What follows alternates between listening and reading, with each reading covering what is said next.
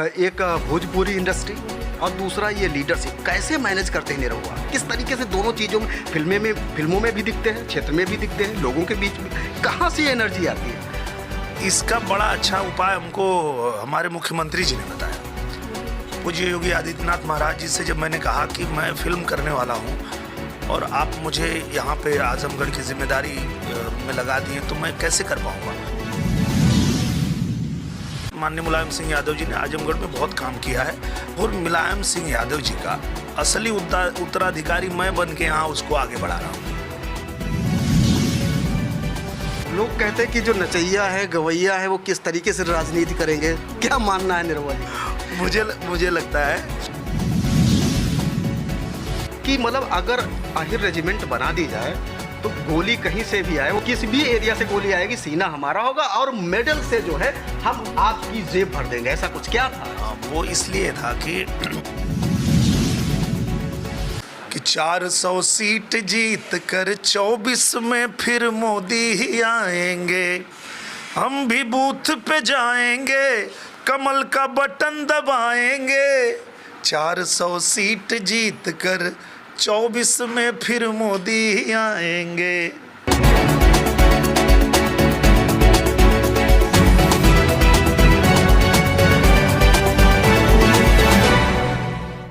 एक ऐसी भाषा जो बहुत मीठी है, प्यारी है, जिसको बोलने वाले सिर्फ उत्तर प्रदेश में ही नहीं, बिहार में ही नहीं, अपितु संसार के वो जितने भी देश है वहाँ पे बोली जाती है।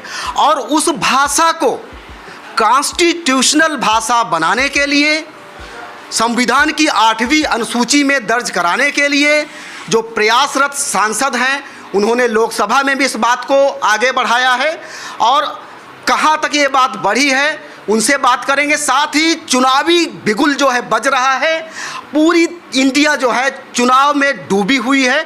इस सिलसिले में चुनावी खिचड़ी के प्रोग्राम के माध्यम से हम वार्तालाप करेंगे और हमारे साथ में हैं आजमगढ़ के सांसद दिनेश लाल निरहुआ जी। सर्वप्रथम सर, न्यूज़ ताबड़तोड़ में आपका स्वागत है। बहुत धन्यवाद। एक चेयर दे दीजिए ना इधर। चुनाव की सरगर्मी तेजी से जो है चल रही है। आजमगढ़ में न्यूज़ ताबड़तोड़ की टीम है, आप भी बहुत सारे कार्यक्रम कर रहे हैं, तो किस तरीके से आपका कार्यक्रम चल रहा है और कहाँ तक आपकी तैयारियाँ पहुँची हैं? बहुत अच्छा चल रहा है और सबसे बड़ी बात यह है कि 1.5 साल जो आजमगढ़ की जनता है वो सरकार के साथ रह के, और आजमगढ़ की जनता ने देखा है कि कितना विकास हो रहा है। क्योंकि इसके पहले जब किसी और को उन्होंने चुना था तो वो लोग 3-4 साल में कुछ काम नहीं कर पाए और बिना काम किए आजमगढ़ को छोड़ के चले गए। तो अब जो है 1.5 साल हम लोगों को मिला था, भारतीय जनता पार्टी को, और प्रधानमंत्री जी के नेतृत्व में, मुख्यमंत्री जी के नेतृत्व में आजमगढ़ में इतना काम हुआ है कि आजमगढ़ की जनता समझ चुकी है कि अब हमको आजमगढ़ के विकास को ऐसे ही लगातार बढ़ाना है तो सरकार के साथ ही जाना है। और जब तीसरी बार प्रधानमंत्री नरेंद्र मोदी जी फिर से प्रधानमंत्री बनने जा रहे हैं तो आजमगढ़ की जनता भी यही कह रही है कि हम लोग भी सरकार के साथ हैं और हम लोग भी आजमगढ़ में कमल खिलाएंगे। बात आपकी बिल्कुल सही है कि अगर बात करें आपके टेन्यूर की, कार्यकाल की, अभी 1.5 साल हुआ है, तो जब आप जीते थे उसी समय आपने 2-3 कंपोनेंट पे बात की थी, डेवलपमेंट के इशूज पे बात की थी, जैसे कि हम आजमगढ़ को काशी की तरह चमका देंगे। नंबर 1, आपने लोकसभा में भी आवाज़ उठाई कि जो आजमगढ़ का रेलवे स्टेशन है उसकी कनेक्टिविटी इंडिया के समस्त रेलवे स्टेशन से हो। तो 1.5 साल में ये बात कहाँ तक पहुँची है सर? नया रेलवे स्टेशन बन रहा है आजमगढ़, और जो नई रेलवे लाइन है वो गोरखपुर, आजमगढ़ और बनारस के लिए पास हो गई है। 500 करोड़ रुपए आ चुके हैं उस पर, सर्वे पूरा हो चुका है, वो काम तेज़ी से हो रहा है। उसके अलावा अभी प्रधानमंत्री जी आए थे आजमगढ़ तो उन्होंने जो हमारा एयरपोर्ट है वहाँ से उड़ान भी शुरू कर दिया है। तो तेज़ी से चीज़ें आगे बढ़ रही। सबसे बड़ा काम जो था वो ये था कि आजमगढ़ को हम तब बहुत तेज़ी से विकसित कर पाएंगे जब यहाँ महायोजना लागू होगी। ये मुझे आजमगढ़ की देवतुल्य जनता ने ही बताया। जब मैं जनता के बीच रहता हूँ, उनसे बात करता हूँ, तो फिर हम लोग भाग दौड़ करके और आजमगढ़ में महायोजना लागू करवा लिए। तो अब 1.5 साल में हम लोगों ने नींव महायोजना क्या है, कुछ जनता को बताइए। महायोजना मतलब मास्टर प्लान जो होता है किसी भी शहर का, जी। कि वहाँ जो नाला बनेगा वो कैसा बनेगा, जो बिल्डिंग बनेगी वो कैसी बनेगी, पूरी तरह से। मतलब पहले क्या होता था कि लोगों का लोन पास हो जाता था, नक्शा पास नहीं होता था, क्योंकि महायोजना लागू नहीं थी। तो वो लोग अपना कुछ बहुत बड़ा निर्माण करना भी चाहे तो नहीं कर पाते थे। पर अब आप देखेंगे कि महायोजना लागू होने के बाद आजमगढ़ में बनारस की तरह, और जो मैंने वादा किया था बनारस की तरह, गोरखपुर की तरह विकास आपको दिखेगा। बड़ी बड़ी बिल्डिंगें बनेंगी, बड़े बड़े होटल्स बनेंगे, अंतर्राष्ट्रीय हवाई अड्डा बनेगा। ये सारी चीज़ें तभी हो पाएंगी जब ये महायोजना लागू हुई है। ये भविष्य की बात है, मास्टर प्लान की तैयारी है, अब जनता इस पे कितना अमल करती है भविष्य की बात है। साथ में अगर बात करना चाहूँगा कि भारत की बात करें, भारत की सुरक्षा किसके हाथ में? आर्मी के हाथ में। विभिन्न प्रकार के रेजिमेंट भी बनाए गए। आपने एक शायरी बोली थी संसद भवन में कि मतलब अगर आहिर रेजिमेंट बना दी जाए तो गोली कहीं से भी आए, वो पर्टिकुलर मुझे शायरी नहीं आ रही, लेकिन कुछ वर्ड्स मुझे याद हैं कि पर्टिकुलर किस भी एरिया से गोली आएगी सीना हमारा होगा और मेडल से जो है हम आपकी जेब भर देंगे, ऐसा कुछ क्या था? वो इसलिए था कि अगर पूरे इतिहास में आप देखेंगे तो सबसे ज़्यादा मेडल किसी एक युद्ध में किसी एक बटालियन के पास अगर है तो वो है हमारे जो चाइना के विरुद्ध लड़े थे, हमारे देश के जो सैनिक लड़े थे वो सभी अहिर थे एक ही बटालियन में जी। और वो सभी लोग शहीद हो गए और सबको जो है मेडल मिला। और किसी भी एक युद्ध में सबसे ज़्यादा मेडल जीतने वाले वही लोग थे। और सबसे बड़ी बात ये थी कि चाइना उस युद्ध में सारी चौकी जीत लिया, लेकिन वही एक चौकी थी जिस पे ये वीर अहिर तैनात थे, वो चौकी चाइना नहीं जीत पाया। और उनको लगा कि भारत ने सारे सैनिकों को लगता है एक ही चौकी पर लगा दिया, ये जीतना मुश्किल है, और वो लोग लौट गए। फिर भी उन 122 या 23 या 24, वो संख्या मुझे अभी ध्यान में नहीं आ रहा है, 124 शायद थे जवान, और उन लोगों ने 10,000 चीनी सैनिकों को मारा था। और सबसे ज़्यादा मेडल भी उसी बटालियन को मिला। लेकिन दुख की बात ये थी कि जब वो जवान शहीद हुए तो उसी दौरान एक गाना बना, ऐ मेरे वतन के लोगों जरा आँख में भर लो पानी, जो शहीद हुए हैं उनकी जरा याद करो कुर्बानी। फिर लाइन थी कि कोई गोरखा कोई मद्रासी, पर न उसमें कोई गोरखा था न कोई मद्रासी था, वो 124 के 24 अहिर थे। बड़ी बात कह रहे हैं। देखिए निरहुआ जी की मतलब जो गाना बना था लता मंगेशकर जी ने गाया, वो अमर भी है आज भी गाना, तो उसकी कुछ अंतरा है जो बता रहे थे कि जो रियल में जिन लोगों ने शहादत दी थी, उसी बात का दुख कहीं ना कहीं उनको है कि अगर हमारे भी कंधे पे अहिर रेजिमेंट का फित्ती होता तो ये दुनिया जानती कि ये शहीद जो हुए हैं ये वीर अहिर हैं।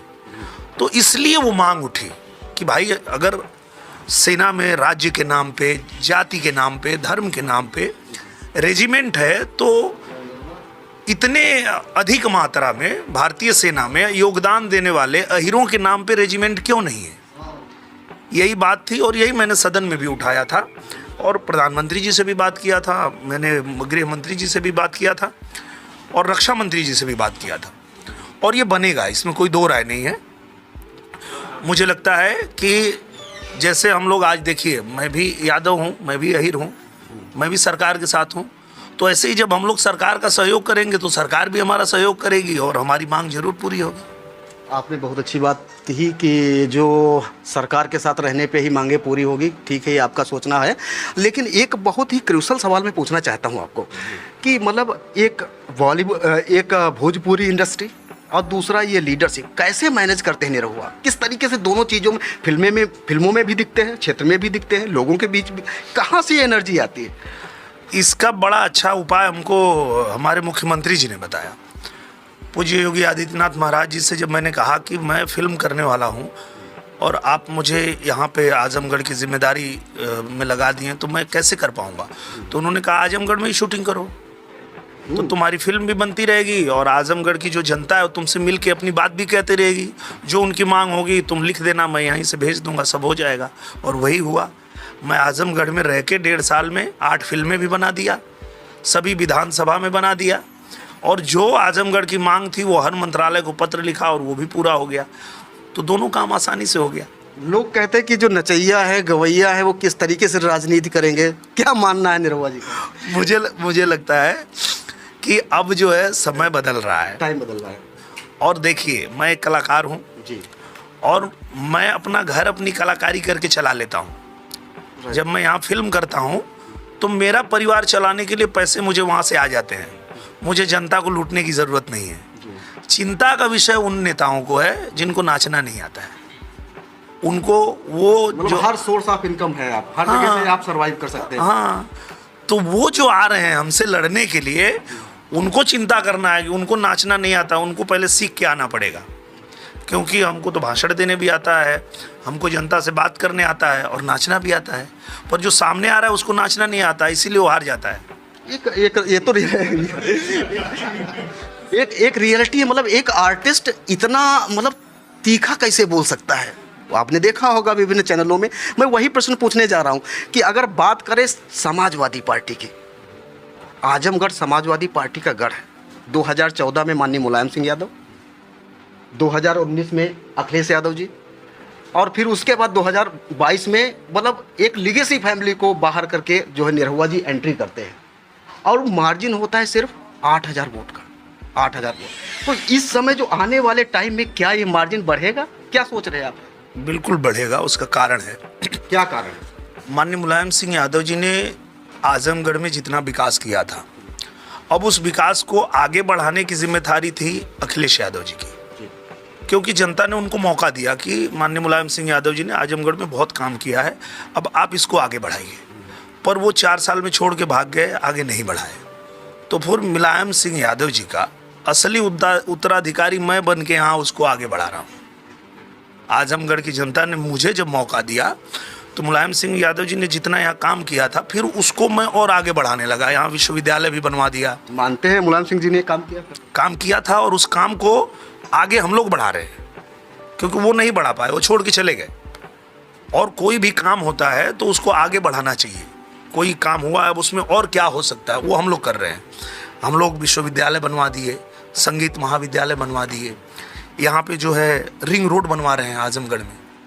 इसके बाद नई रेलवे लाइन बन रही है, नया रेलवे स्टेशन बन रहा है, अंतर्राष्ट्रीय हवाई अड्डा बन रहा है, बेलैसा का ओवर ब्रिज बन रहा है। आजमगढ़ की सारी सड़कें जो है वो चमक गई, बन गई। तो यही तो करना था। अखिलेश यादव जी को मौका दिया था जनता ने, पर वो नहीं किए। तो वो नहीं किए तो अब हम लोग उसको करके दिखाए हैं, इसलिए अब जनता हमारे साथ आई है। एक बहुत बड़ा क्रिटिकल जो है आपका स्टेटमेंट आया था कि मतलब यादवों के हितैषी अखिलेश यादव जी नहीं है। क्या कहना चाहेंगे? जैसे ये आया नहीं, बहुत सिंपल सी बात है, ये तो आप भी मान लेंगे। जैसे पूरी दुनिया ये मानती है कि उनकी पार्टी यमवाई समीकरण पे चलती है, ठीक है। तो जब मुस्लिमों को उनका हक देते हैं तो यादवों को क्यों नहीं देते? जब गाजीपुर में एक मुसलमान को टिकट दे सकते हैं तो उतना ही तो एक यादव भी हक रखता है कि आजमगढ़ के किसी यादव को दे दिए होते। धर्मेंद्र यादव ही है ना। लेकिन आपको सिर्फ अपने परिवार में ही यादव क्यों दिखता है? यही तो बात आके अटक जाती है। यहीं फिर आप समाजवादी नहीं परिवारवादी हो जाते हैं। अगर आप आजमगढ़ में किसी को देते, गाजीपुर में किसी को देते, आप देख लीजिए पूरे प्रदेश में किसी भी यादव को ये टिकट नहीं देते हैं, ये लोकसभा का, इनको दिखता ही नहीं कोई यादव। तो इसलिए मैंने कहा था। और दूसरी बात क्या है कि यादवों का जो स्वाभिमान है, जो सम्मान है, वो भी इनके चक्कर में बर्बाद होता है, क्योंकि ये राम मंदिर का विरोध करते हैं। अब उनके चक्कर में यादव लोग भी उन्हीं की भाषा बोलते हैं, तो लोगों को लगता है कि अरे यार ये अपने धर्म के खिलाफ बात कर रहे हैं। उसके बाद वो वैक्सीन का विरोध करते हैं, जो मेरे देश की सबसे बड़ी उपलब्धि है। वैक्सीन मतलब हमारे देश ने खुद का वैक्सीन बनाया, इस पे देश के हर व्यक्ति को गर्व होना चाहिए। उसका जब वो विरोध करते हैं तो उनके फॉलोअर उसका भी विरोध करते हैं। तो वहाँ भी वो लोग कहीं ना कहीं हंसी के पात्र बन जाते हैं। इसलिए मैंने ये बात कहीं ना कहीं निरहुआ ने उनकी काट ढूंढ ली है। सर चलते चलते मैं चाहूँगा कि आप एक आर्टिस्ट हैं, कुछ दो लाइनें गुनगुनाएंगे हमारे दर्शकों के लिए। बहुत खट्टी मीठी बातें हुई आपसे। बिल्कुल बिल्कुल, हम